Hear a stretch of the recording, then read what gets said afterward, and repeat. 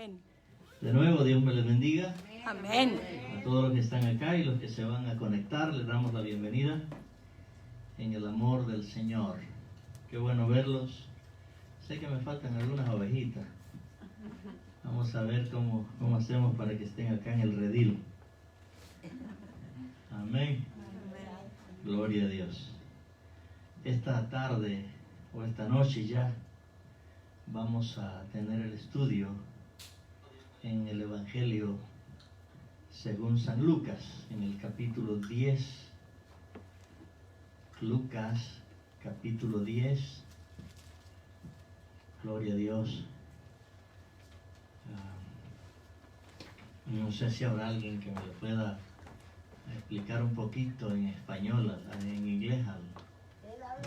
¿O habla español? Oh, él habla español. Yo pensé que como lo vi así, dije, este viene de China. Este es Berlín. Ok. Dice este Shaolin. Gloria a Dios. ¿Cómo es su nombre? Alfonso, Dios te bendiga. Bienvenido a nuestro medio. Somos una iglesia, una familia. Así que si no tienes una iglesia en donde congregarte, puedes hacer de esta tu iglesia. Nos llamamos el Ministerio Internacional Las Águilas. Amén. Mi nombre es Salvador Turcios, para todos aquellos que no me conocen. Soy el pastor general, pero aquí vamos a estar en este estudio en esta noche para gloria y honra de nuestro Dios y Salvador Jesús. Como dije, Lucas 10, versículo 25 al 37. Un poquito larga la escritura, pero vamos a leerla. Lucas capítulo 10, verso 25 en adelante. Gloria a Dios. Está un poquito caliente, así que vamos a leerla en el nombre del Padre, del Hijo y del Espíritu Santo. Lucas 10, verso 25 en adelante. Y aquí un intérprete de la ley se levantó y dijo, para probarle: Maestro, ¿haciendo qué cosa heredará la vida eterna? Él le dijo: ¿qué está escrito en la ley? ¿Cómo lees? Aquel respondió y dijo: amarás al Señor tu Dios con todo tu corazón y con toda tu alma y con todas tus fuerzas y con toda tu mente, y a tu prójimo como a ti mismo. Y le dijo: bien has respondido, haz esto y vivirás. Pero él, queriendo justificarse a sí mismo, dijo a Jesús: ¿y quién es mi prójimo? Respondiendo Jesús dijo: un hombre descendía de Jerusalén a Jericó y cayó en manos de los ladrones, los cuales lo despojaron e hiriéndole se fueron, dejándolo medio muerto.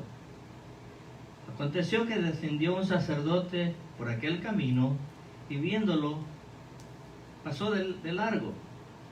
Asimismo un levita, llegando cerca de aquel lugar y viéndole, pasó de largo. Pero un samaritano que iba de camino vino cerca de él y viéndole fue movido a misericordia, y acercándose vendó sus heridas y echándole aceite y vino y poniéndole en su cabalgadura lo llevó al mesón y cuidó de él. Otro día al partir sacó 2 denarios y los dio al mesonero y le dijo: cuídamele, y todo lo que gastes de más yo te lo pagaré cuando regrese. ¿Quién pues de estos 3 te parece que fue el prójimo del que cayó en las manos de los ladrones? Él dijo: el que usó de misericordia con él. Entonces Jesús le dijo: ve y haz lo mismo. Gloria a Dios. Vamos a orar. Padre, gracias por tu palabra. Gracias por tu amor y misericordia para con cada uno de nosotros, Señor. En esta tarde, mi Dios, en esta noche ya, permita que tu palabra, Señor, llegue a cada corazón, a cada vida, Señor, y que haga el efecto que ha de hacer para bendición y crecimiento en el conocimiento de su palabra. En el nombre de Jesús. Amén, Señor, y amén. Hay 3 puntos en esta escritura que he leído, y el primero es quién representa el pecado, quiénes son el sacerdote y el levita, quién es el samaritano. Y así se llama el título de este estudio. ¿Quién es el samaritano? A manera de pregunta. Para empezar, aparece un hombre importante acá que se le conoce como un intérprete de la ley, en el versículo 25 que leímos. Dice, ¿haciendo qué cosas heredaré la vida eterna? Es una buena pregunta, ¿verdad? ¿Qué les parece a ustedes? Buenas noches. ¿Qué les parece a ustedes? Es una buena pregunta. ¿Qué debo de hacer para tener la vida eterna? Amar a Dios. Amar a Dios. Y al prójimo. Al prójimo. Ah, bueno. Ok. Sí, los niños pueden ir allá atrás. En el verso 27, el Señor dio la respuesta. Verso 27 del capítulo 10. Dice, aquel respondiendo, dijo, amarás al Señor tu Dios con todo tu corazón y con toda tu alma y con todas tus fuerzas y con toda tu mente, y a tu prójimo como a ti mismo. Eso fue lo que contesta Jesús, ¿verdad? Para darle la respuesta de este hombre, el que estaba preguntándole qué debería de hacer para ser salvo, ¿verdad? Entonces, pero cuando queremos salirnos por una tangente sin confrontar o enfrentar, él quiso escaparse. Y aquí hay un escape en el verso 29. Mire lo que dice.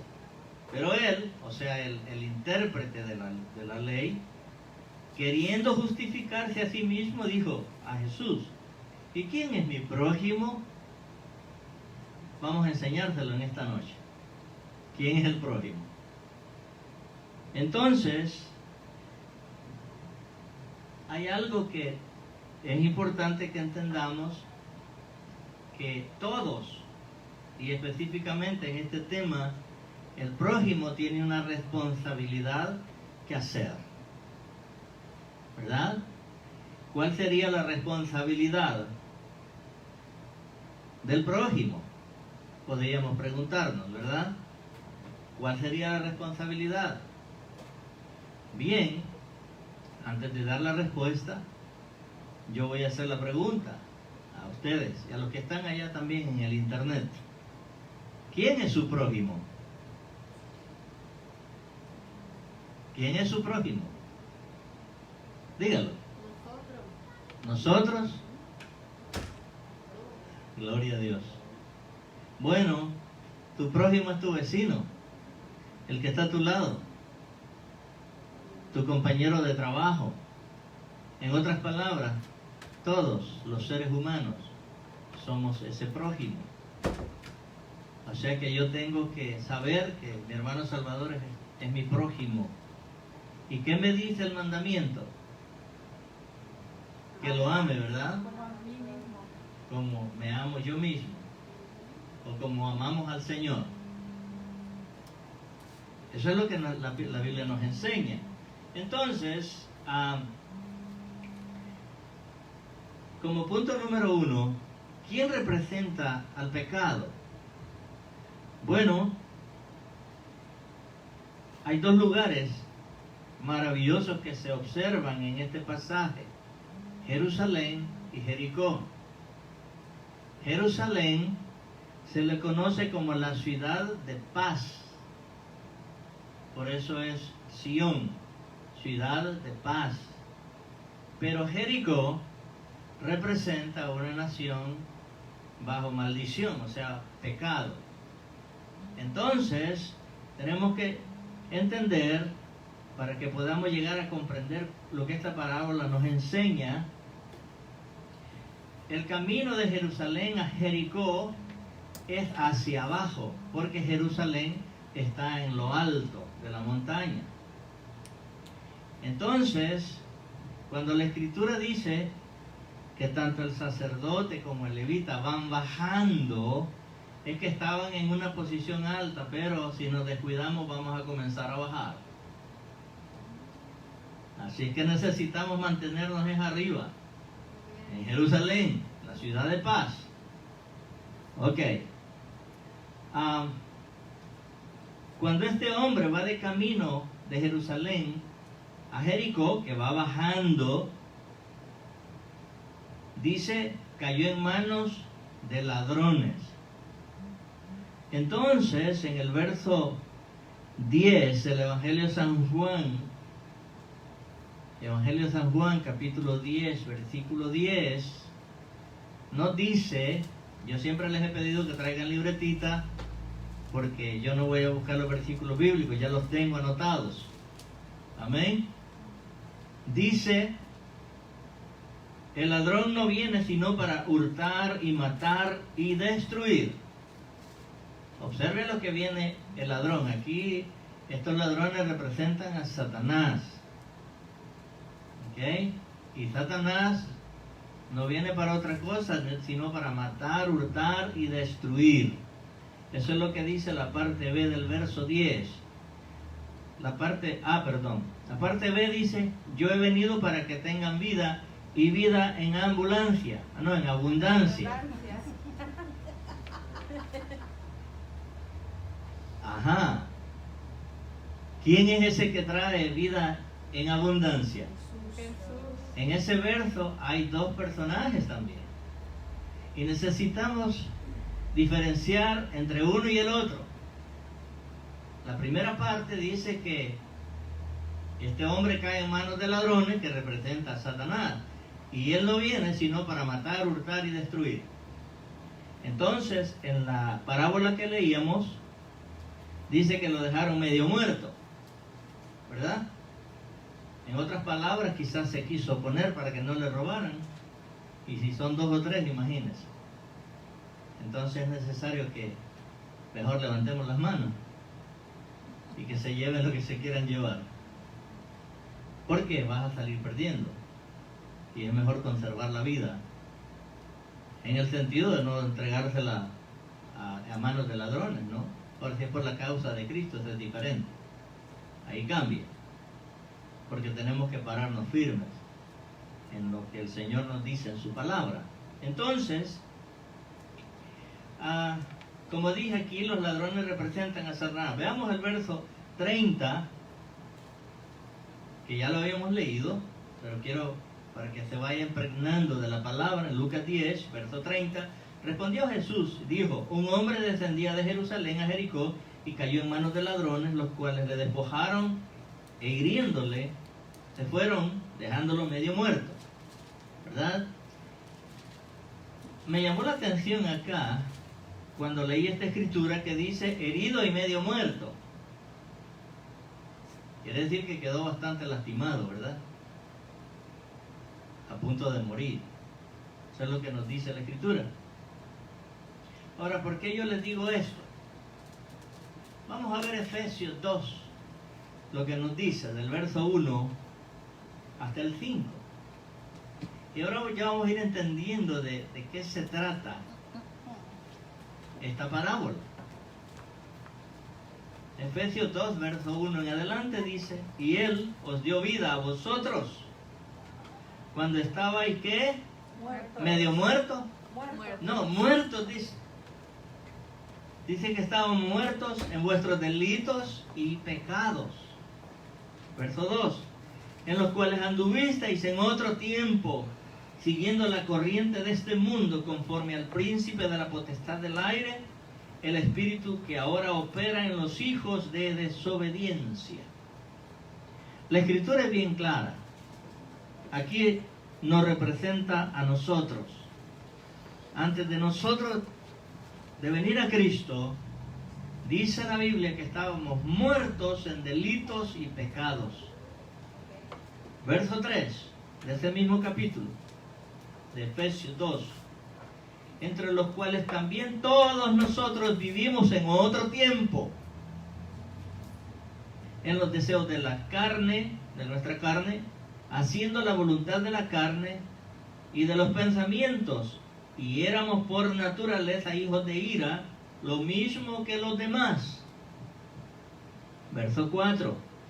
Pero Dios, que es tan pobre en misericordia. ¡Qué Rico. Oh, rico. Ah, bueno. Es que ustedes no me hacen leer bien.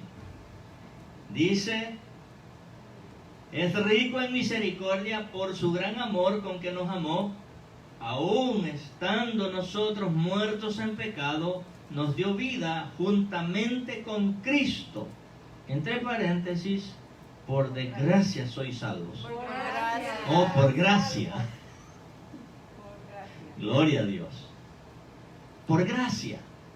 Ahora, mire cuánto hay para escudriñar acá. Tenemos que buscar qué es la gracia. Tenemos que buscar quién es ese príncipe de las tinieblas. Tenemos que buscar cómo es que estábamos muertos si caminábamos. ¿Cómo es eso? Espiritualmente estábamos separados totalmente de Dios. Pero el día que usted aceptó a Cristo como su Señor y Salvador, ese día usted hubo un avivamiento en su vida y revive, y su espíritu ahora recibe vida eterna, y por eso ahora nos constituyó el Señor hijos de Dios. Por ese requisito, porque usted le recibió como su Señor y Salvador, ahora Él lo constituye y me constituye a mí hijo de Dios. El punto número 2, ¿quiénes son el sacerdote y el levita de los que leíamos en la parábola? Bueno, estas personas representan todas las soluciones huecas. Escúcheme bien. Tanto los sacerdotes como los levitas representan todas las soluciones huecas, infructuosas para los pecadores. Yo sé que hay algunos cuando escuchen esto que no les va a gustar, pero esa es la verdad. Son soluciones huecas, que no hay esperanza. ¿Por qué? Como dije, el sacerdote representa la condición de la ley. Y veremos qué es la ley. Posiblemente le hubiera dicho, no te hubiera venido por ese camino. El consejo natural, ¿verdad? Le hubiera dicho, ¿por qué te veniste por ese camino? No te hubiera venido por ahí, porque representa la ley. Le hubiera dicho, ¿por qué caminabas por ese lugar? O sea, soluciones que ya son huecas, porque ya pasó lo que pasó. Pero luego, como la ley condena, posiblemente le hubiera dicho, esto te pasó para que aprendas. Esa es la ley natural, ¿verdad? Entonces, ¿qué es lo que representa entonces el levita? El levita representa la instrucción y la ceremonia religiosa. Cuando nosotros vemos todo el Antiguo Testamento, estaban sacerdotes y habían levitas. Entonces representan las instrucciones y la ceremonia religiosa. Posiblemente le hubiera dicho, mira, yo conozco otro camino que te puede conducir mejor que ahí no hay ladrones. En otras palabras, él se consideraba como religioso. Podía decirle, no te va a pasar nada, así que no te pongas la máscara, no te va a pasar nada. No, tenemos que ser sabios, dice el Señor. Amén. Entonces, posiblemente el levita le hubiera dicho, yo te puedo enseñar la ruta para que no te pase lo que te ha pasado. Pero como dije, son soluciones huecas. Pero, como dije, ninguna de estas cosas satisface la vida del ser humano, porque en la condición que este hombre estaba, como dijo Jesús, medio muerto, golpeado, sangrando quizás, herido, medio muerto. Entonces, ahora vamos a comenzar a ver quién es ese samaritano. Ya se me metió algo acá. Antes de mostrar este samaritano, cualquiera que sean las soluciones que el ser humano pueda dar, si no va bajo la dirección del Espíritu Santo, de nada le sirve, porque eso no le trae ningún tipo de salvación. Consejos, nada más. Pero si no tiene una base espiritual, de nada le servirá. Veamos entonces quién es el samaritano. Representa el Salvador de todos los pecadores. Este samaritano representa el Salvador de todos los pecadores. El samaritano era una persona rechazada. Cuando se lee la historia, el pueblo de Samaria y los judíos no se llevaban entre sí, aunque eran judíos también. Samaria es la que se conoce hoy, pero en el tiempo de los profetas era Nínive. Ese era el pueblo de Nínive. Y ustedes vean la historia de Jonás. Jonás es judío, es un profeta del Señor. ¿Y qué hizo él? ¿Por qué iba huyendo? Porque eran enemigos. Y el profeta sabía que si él les predicaba se iban a arrepentir. Y él mejor prefería, ahí está haciendo las veces de levita, que murieran antes que se arrepintieran. Pero Jesús cambia la situación de la vida. Entonces, cuando leíamos esta historia, y algún día usted la ha de leer, que era Nínive, ahora es Samaria, estos samaritanos no se trataban entre sí con el pueblo de Israel. Entonces, ¿por qué podemos llegar a la conclusión que Jesús es el que representa al buen samaritano? Porque ahora hasta negocios se llaman así, la farmacia El Buen Samaritano. Sí. Entonces, vamos a ver Isaías 53, verso 3.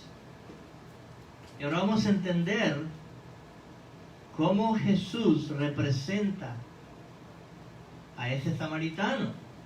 Dice el verso 3 de Isaías 53: despreciado y desechado entre los hombres, varón de dolores, experimentado en quebranto, y como que escondimos de él el rostro.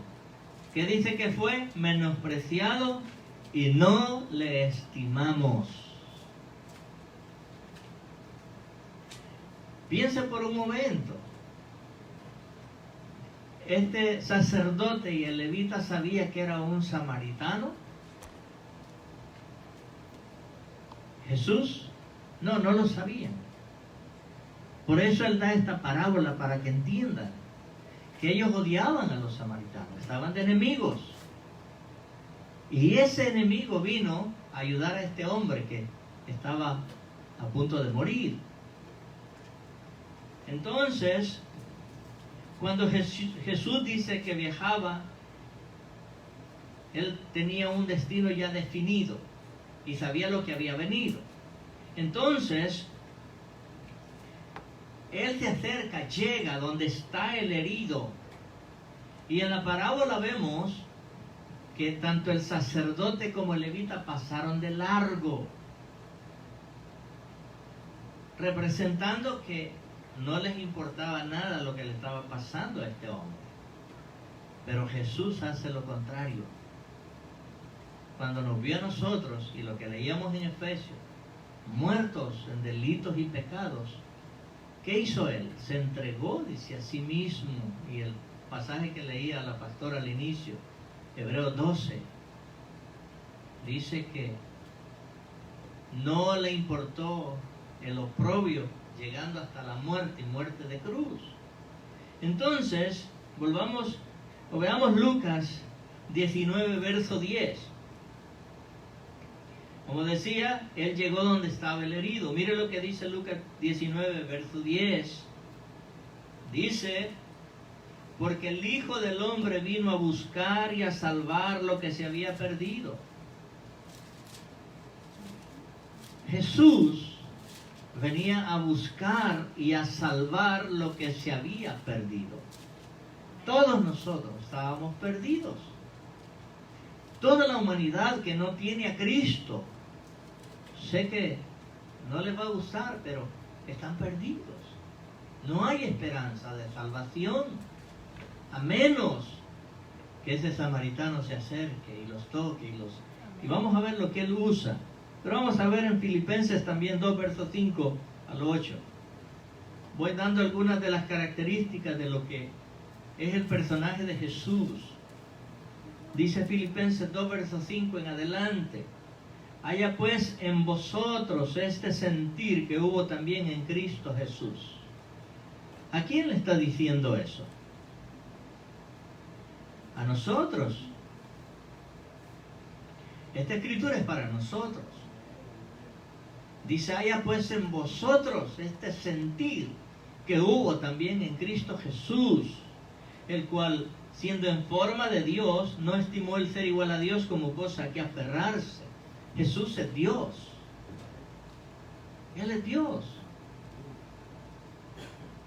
Y podía haber dicho, y estaba en todo su derecho, decir, yo no quiero pagar ese precio. Mas sin embargo dice que no se aferró. Porque cuando leemos la escritura, ya en el verso 6, el cual siendo en forma de Dios, no estimó el ser igual a Dios como cosa que aferrarse. El verso 7 dice, sino que se despojó a sí mismo. Y Él nos dice a nosotros que tengamos ese mismo sentir de Él. ¿De qué me voy a despojar? Ahora, ¿de qué se despojó Él? Esa es la pregunta también. Hay una palabra en hebreos que es kenaos, que significa vaciarse. Se vació. ¿De qué se vació Jesús? De su omnisciencia, de su omnipotencia y de su omnipresencia. Cuando Él tomó forma humana, aunque era Dios, no podía estar en todas partes. Tenía que estar en un lugar geográfico. Es decir, que no podía usar su poder como omnisciente, que todo lo sabía. No podía.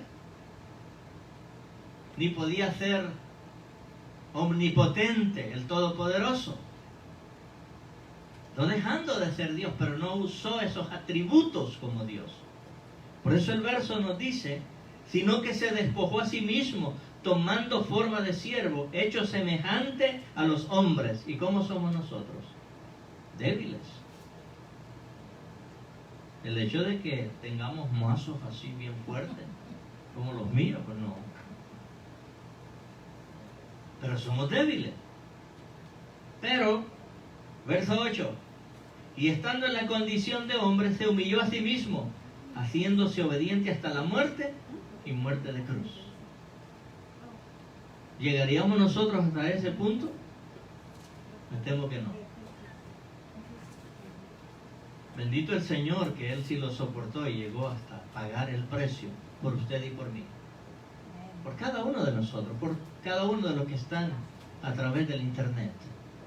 Si has nacido de nuevo, Él pagó su precio, su sangre en la cruz del Calvario, para hacernos lo que ahora somos. Volvamos a Lucas 10, versículo 33 otra vez. Dice, pero un samaritano que iba de camino, me llamó la atención esto. No se sabe si iba o venía, solo dice de camino. Y Jesús dice que Él es el camino, la verdad y la vida. Y dice el verso que Él iba de camino, vino cerca de Él y viéndole fue movido a ¿qué? A misericordia. Estos son los atributos de Jesús. Y Él dice que tenemos que tener esos mismos atributos nosotros. Yo le acabo de leer allá en Filipenses. haya pues en vosotros este sentir que hubo también en Cristo Jesús. En el verso 5 del capítulo 2 de Filipenses. Entonces, yo no tengo que pasar por alto lo que Él quiere que yo sea y que usted sea también. Entonces dice que iba de camino, fue movido a misericordia. Aquí se muestra la compasión del Señor. Aquí se muestra la bondad del Señor. El amor que tiene, no importa de la raza que seamos, Él nos ama a todos por igual. No hace acepción de personas, dice la Escritura. Entonces, verso 34 de Lucas 10, y acercándose, vendó sus heridas. Cuando nosotros venimos al Señor todos heridos y lastimados, eso es lo que Él hace, nos venda, nos abraza, nos consuela. Y sigue diciendo más. Dice, vendó sus heridas, echándoles aceite y vino, y poniéndole en su cabalgadura, lo llevó al mesón y cuidó de él. Mire todas las características. Lo vendó, lo curó, le puso aceite, vino primeramente. Luego dice, lo lleva y cuida de él. Ahora, vendó sus heridas. Esto significa que fue directo al corazón del problema. ¿Por qué el levita y el sacerdote no hicieron esto? Porque en su condición no eran capaces. No podían ser movidos a misericordia, porque la ley no tiene misericordia. ¿Escuchó, verdad? La ley no tiene sentimientos. La ley fue puesta para el que la transgrede. La ley no es mala. El hombre es el malo. Y cuando la transgrede, entonces viene el castigo que la ley tiene para eso que hizo. Porque no tiene sentimiento. Ah, pero es que este juez es malo. No. La ley te está juzgando por lo que hicimos mal. Entonces, si el sacerdote representaba la ley, no podía ser movido a misericordia. El levita, de igual manera, el religioso. Es decir, todo religioso le va a buscar una solución diferente a la que Dios quiere que nosotros tengamos, y es ser movidos a misericordia. El religioso, y más si es legalista, no hay misericordia. No hay. Entonces, Él dice que vendó sus heridas, no las vendió, las vendó. Amén. Dice, esto significa que Él fue directo al corazón del problema. Tu herida te está lastimando, sé que te duele, vamos a ver qué podemos hacer por ella. Al corazón del problema. Directo a lo que estaba sufriendo. Dice, virtió vino. Esto es un desinfectante. El vino, cuando se fermenta, tiene alcohol, y el alcohol es desinfectante. ¿Para qué le puso vino? Mejor se lo hubiera tomado, ¿verdad? No, para que no vaya a infectarse. Para eso le puso vino. Pero luego dice, vertió aceite. El aceite es de olivo. Y el aceite de olivo es medicinal.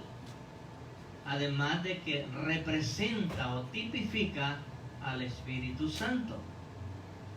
Vea todo lo que se mueve en esta parábola. El aceite representa o simboliza al Espíritu Santo. No que sea el Espíritu Santo, sino que lo representa. Por eso nosotros usamos aceite cuando vamos a ungir a alguien, o cuando vamos a una persona que está enferma, le ungimos con aceite. Eso es lo que nos dice el apóstol Santiago. Si hay enfermos, dice, en medio de la congregación, llame a los ancianos Luego dice que le unjan con aceite. Y si hubiere pecado, le va a decir, eso te pasa porque pecaste. No, ¿verdad? Dice, les serán perdonados. No es que encubramos el pecado, lo que es pecado hay que llamarle pecado y punto. Pero tenemos que verlo para restaurarlo, como hizo aquí Jesús. Él es el samaritano Jesús. Entonces, le pone aceite, dice, le vierte aceite. Esto es símbolo del Espíritu Santo. En otras palabras, Él cuidó del herido. ¿Y qué es lo que hace Él con nosotros? ¿No nos cuida? Claro que sí. A veces estamos quizás agobiados por X situación y sentimos el amor del Señor para con nosotros. Habla nuestro espíritu, habla nuestra conciencia. En nuestro interior sabemos que Él nos consuela, que Él nos ama, que nos abraza. Hay una alabanza maravillosa que dice que sintió que alguien me toca, son las manos del Señor, dice. Porque cuando volvió a ver, dice, no había nada, no había nadie. ¿Y quién fue este que me tocó? Como cuando yo me convertí al Señor, que alguien me levantó mi mano y yo vi quién era y no había nadie. Era el Espíritu Santo. Yo no lo conocía todavía. Estoy sentado y no quería ponerme de pie, como rebelde. 2 manos, una a cada lado, me levanta. El Espíritu Santo. Entonces, dice, nos cuida. Veamos el verso 35 de Lucas 10. Otro día, o al otro día, él tenía que partir. Sacó 2 denarios y los dio al mesonero y le dijo, cuídamele, y todo lo que gastes de más, yo te lo pagaré cuando ¿qué? Cuando regrese. Aleluya. Lo estamos esperando porque él dijo que iba a regresar. Entonces los mesoneros, este es un mesón, aquí estamos todos los enfermos, todos los heridos, todos los lastimados. Aquí estamos. Pero el mesonero nos está cuidando. Y no importa el tiempo, los días que tengamos que estar enseñando hasta que Él venga. Por eso Él dice ahí, te voy a dejar 2 denarios. Úsalo. Es para las medicinas de Él. Pero, si gastas de más, así que vaya anotándolo, dice, yo te lo pagaré cuando regrese. Aquí hay algo bien maravilloso, amados hermanos. Todos los que conocemos por nuestro prójimo, o todo lo que hacemos por nuestro prójimo, será recompensado. Dios no es deudor de nada, ni de nadie. El problema es que a veces la gente cree que cuando da algo a la persona que se lo está dando no lo merece. No lo hagas para la persona, hazlo como para Dios. Hace muchos años atrás vivíamos en York y mi esposa entró al mismo trabajo donde yo estaba y veía cómo yo trabajaba y cómo esta gente, los dueños de esta fábrica, me entregaron la llave. Yo podía ir a la hora que quisiera y salir a la hora que quisiera. O sea, confiaron. Y me dice mi esposa, tú trabajas demasiado. Y le digo, enriqueciendo, me dice esto. Y le digo, no, yo lo hago como para Dios. Todo lo que yo hago, lo hago como para Dios. Porque de Él recibiré la recompensa. Entonces, Él dice que nos lo va a pagar cuando Él venga. Veamos Apocalipsis 22, verso 12. Apocalipsis 22, verso 12. Es el último libro de la Biblia.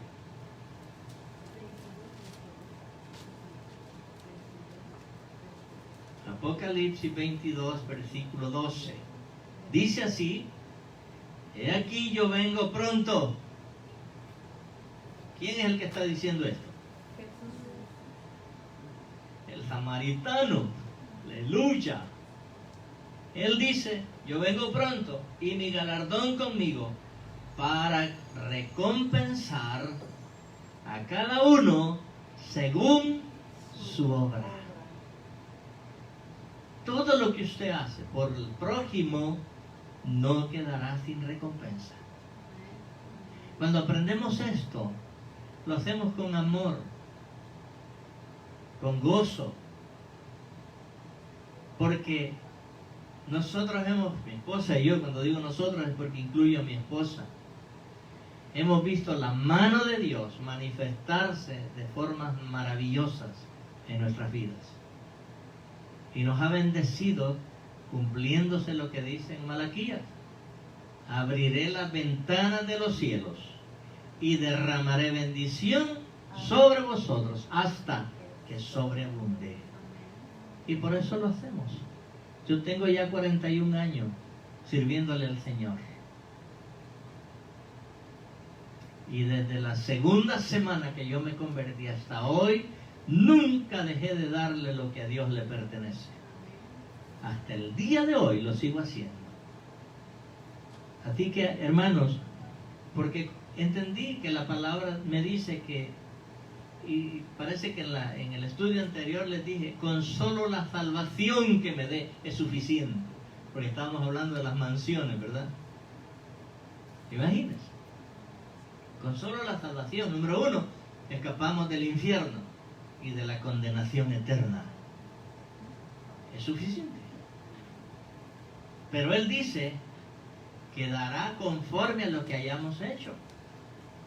Así que no se canse, amado hermano y hermana, de hacer el bien, que a su tiempo segaremos. Que parece tarde, según lo que dice el apóstol Pedro, que algunos creen que ya no vendrá. No, Él dice que retarda su venida para que todos procedamos al arrepentimiento. Porque esta estadía del Señor nos mueve a arrepentimiento. Por eso lo hace. Pero nosotros como iglesia estamos supuestos a trabajar para que aquellos que han quedado heridos allá en el camino, que venían descendiendo, que en vez de ir subiendo a Jerusalén van bajando y saben para dónde es para abajo, para el infierno. Tenemos que ayudarlos. Dice la parábola que leíamos, que lo montó en su cabalgadura y lo llevó al mesón. Entonces, para concluir, esta historia o esta parábola no se ha concluido todavía, ¿sabe? No se ha terminado. Está vigente en nuestros días. Y más hoy, en este tiempo que está pasando esta pandemia, que muchos, bendito el Señor por cada uno de los que se congregan acá, que en vez de perecer porque no hay trabajo, se les ha aumentado el trabajo. Gloria a Dios. Y eso es lo que Él nos dice en su palabra, que va a abrir las ventanas de los cielos y nos va a bendecir hasta que sobreabunde. Ay, hermano, esta historia o esta parábola todavía está vigente hasta el día de hoy, hasta que el Señor venga, porque eso es lo que Él dice: te voy a pagar cuando regrese. Y todavía no ha regresado. Eso quiere decir que esta parábola está vigente y que tenemos que seguir viendo por el prójimo. La pregunta es: ¿quién es el samaritano en esta parábola? Ya se los dije hace rato. ¿Quién es? ¿Ah? Dígamelo. ¿No lo aprendieron? Jesús. Ese es el samaritano. ¿Ustedes creían que era yo? Jesús. Ese es el buen samaritano. Y quiso usar ese nombre para que entendamos, y en ese tiempo para los judíos, por supuesto, que eran enemigos de los samaritanos. Ninguno de aquellos que se creían que eran eminencia, el sacerdote y el levita, que eran intocables. Jesús dice, un samaritano fue el que le echó mano y lo llevó al mesón. Es tremendo, hermanos. Jesús, eso quiere decir que usted y yo lo representamos aquí, en la tierra. Usted y yo representamos a Jesús aquí en la tierra. En otras palabras, cada uno de nosotros se convierte en samaritano. ¿Y qué va a hacer cuando vea al que esté herido? ¿Ah? Gloria a Dios, gloria a Dios. Eso haremos. Así que, amados hermanos, y los que están a través del internet, espero en el Señor que entienda que esta parábola no ha terminado todavía. Hay muchas escrituras que están vigentes, muchas profecías que están vigentes todavía. No se han terminado las profecías. Y el regreso del Señor es una profecía y no se ha terminado, no se ha cumplido todavía. Pero entre tanto que Él viene, usted y yo como pueblo de Dios seguiremos mirando por el prójimo, ayudando al prójimo. Inclina tu rostro, cierra tus ojos. Gracias, Señor, por tu palabra, por tu amor. Gracias porque nos hablas, como dice, a tiempo y fuera de tiempo. Mi Dios amado, bendice a cada uno de mis hermanos y hermanas, jóvenes, niños, de los que estamos en este lugar, los que están conectados, Señor, a través de la plataforma del internet. Señor, bendícelos, guárdalos. Padre, en el nombre de Jesús, que entiendan que necesitamos amar al prójimo como a nosotros mismos, Señor, y que todo lo que hagamos podamos entender, mi Dios, que lo hacemos por tu amor y por tu misericordia, en el nombre de Jesús. Y la iglesia del Señor dice, amén. Dios me los bendiga, amados.